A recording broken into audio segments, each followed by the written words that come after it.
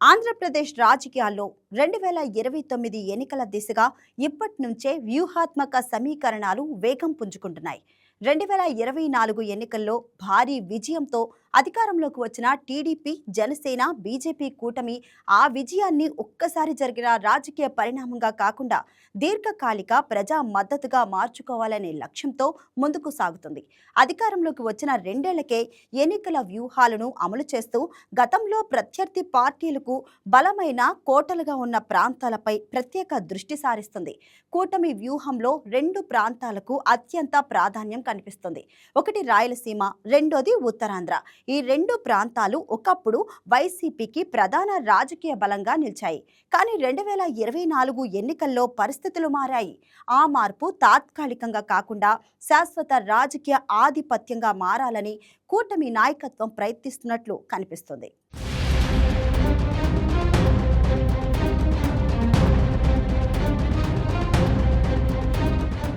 రాయలసీమ రాజకీయాలు ఎప్పుడూ రాష్ట్ర రాజకీయాలను ప్రభావితం చేస్తుంటాయి.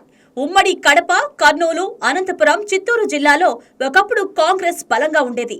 ఆ తర్వాత వైఎస్ రాజశేఖర రెడ్డి నాయకత్వంతో ఆ ఓటు బ్యాంకు వైసీపీకి మారింది. 2014లో టీడీపీ అధికారంలోకి వచ్చినప్పటికీ రాయలసీమలో వైసీపీ బలమైన ప్రదర్శన చేసింది. 2019లో అయితే ఆ ప్రాంతంలో దాదాపు పూర్తి ఆధిపత్యాన్ని ప్రదర్శించింది. అయితే 2024 ఎన్నికల్లో కూటమి అనుకూల పరిస్థితులు ఏర్పడటంతో రాయలసీమలో కూడా అధికార కూటమికి ఊహించిన దానికంటే మెరుగైన ఫలితాలు వచ్చాయి. ఈ నేపథ్యంలో మరోసారి వైసీపీకి అక్కడ పట్టు దక్కకుండా చూడడమే ఇప్పుడు కూటమి ప్రధాన లక్ష్యంగా మారిందని రాజకీయ విశ్లేషకులు చెబుతున్నారు.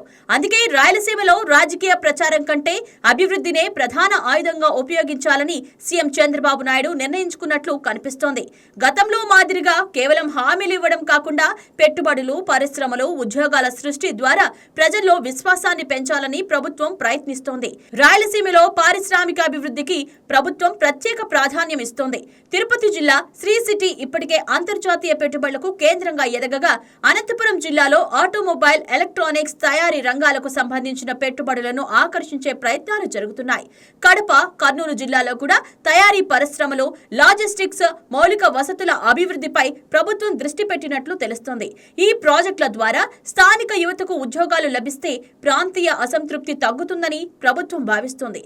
అభివృద్ధి ఫలితాలు ప్రత్యక్షంగా ప్రజలకు చేరితే రాజకీయంగా కూడా లాభం ఉంటుందన్న అంచనాతో కూటమి ముందుకు సాగుతున్నట్లు విశ్లేషకులు చెబుతున్నారు.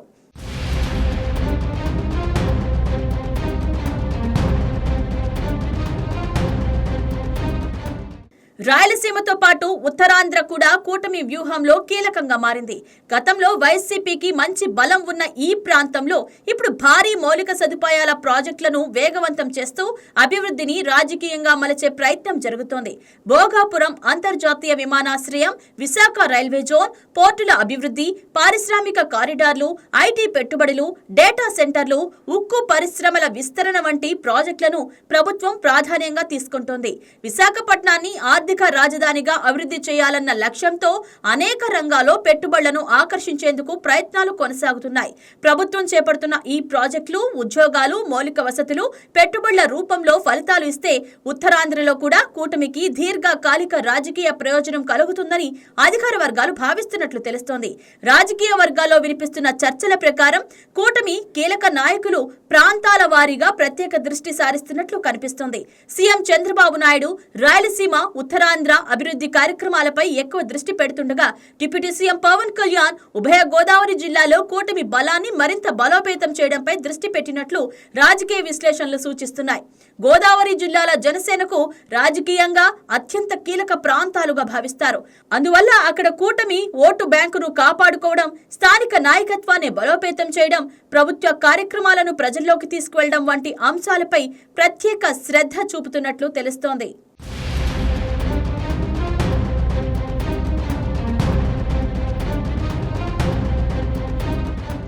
అదే సమయంలో సమయంలో కృష్ణా, గుంటూరు, ప్రకాశం, నెల్లూరు జిల్లాలో కూడా టీడీపీ సాంప్రదాయ బలాన్ని నిలబెట్టుకోవాలని పార్టీ నాయకత్వం భావిస్తోంది. 2024లో ఏర్పడిన రాజకీయ సమీకరణాలు కొనసాగాలంటే ప్రతి జిల్లాలో సంస్థాగత బలం పెరగాల్సిన అవసరం ఉందని పార్టీ అంచనా వేస్తోంది. ఈసారి కూటమి అనుసరిస్తున్న వ్యూహంలో అత్యంత కీలక అంశం అభివృద్ధి ఆధారిత రాజకీయాలుగా కనిపిస్తోంది. గతంలో ఎన్నికల సమయంలో మాత్రమే ప్రాజెక్టుల గురించి మాట్లాడే పరిస్థితి ఉండేదని విమర్శలు వచ్చాయి. అయితే ఇప్పుడు అధికారంలో ఉన్న సమయంలోనే పెట్టుబడులు, పరిశ్రమలు, రహదారులు, పోర్టులు, విమానాశ్రయాలు, ఐటీ పార్కులు, పారిశ్రామిక కారిడార్లు వంటి అంశాలను వేగంగా అమలు చేయడానికి ప్రభుత్వం ప్రయత్నిస్తోంది. అభివృద్ధి ప్రత్యక్షంగా కనిపిస్తే ప్రతిపక్షానికి రాజకీయ అవకాశం తగ్గుతుందనే అంచనాతో ప్రభుత్వం పనిచేస్తోందని రాజకీయ పరిశీలకులు విశ్లేషిస్తున్నారు. ఉద్యోగ అవకాశాలు పెరగడం, పెట్టుబడులు రావడం, మౌలిక వసతులు పెరుగుపడటం వంటి అంశాలు ఓటర్ల నిర్ణయాన్ని ప్రభావితం చేసే అవకాశం ఉందని కూడా వారు అభిప్రాయపడుతున్నారు. మరోవైపు ప్రధాన ప్రతిపక్షంగా ఉన్న వైసీపీ కూడా తిరిగి బలం పుంజుకునే ప్రయత్నాలు చేస్తుంది. పార్టీ పునర్వ్యవస్థీకరణ, నియోజకవర్గాల వారీగా కొత్త ఇన్ఛార్జీల నియామకం, ప్రజల్లోకి వెళ్లే కార్యక్రమాలపై దృష్టి సారిస్తోంది. అయితే అధికార కూటమి వేగంగా అభివృద్ధి కార్యక్రమాలను ముందుకు తీసుకువెళ్తే ప్రత్యామ్నాయ రాజకీయ కథనాన్ని నిర్మించడం వైసీపీకి సవాలుగా మారవచ్చునని విశ్లేషకులు చెబుతున్నారు.